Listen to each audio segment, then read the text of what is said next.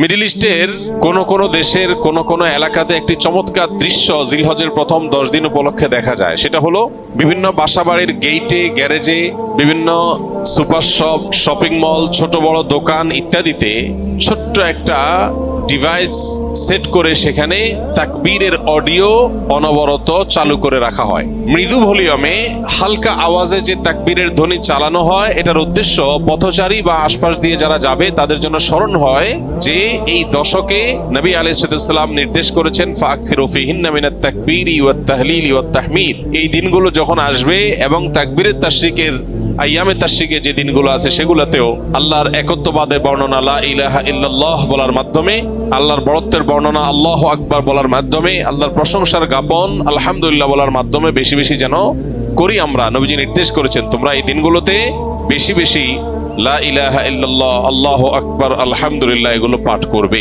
এই জন্য ভাইরা আমার, আমাদের কর্তব্য হলো জিলহজের প্রথম দশকের ইবাদত, এর তাৎপর্য, এর আমল, এর গুরুত্ব, এর মাহাত্ম্য এ সম্পর্কে সমাজে জানাশোনা যেন বাড়ে, সচেতনতা যেন বাড়ে। এই হারিয়ে যাওয়া বা অনেকটাই মানুষের আমল থেকে সরে যাওয়া, ছুটে যাওয়া এই বিষয়টাকে যেন পুনরায় জিন্দা করা যায়, এই জন্য আমাদের ভূমিকা রাখা দরকার।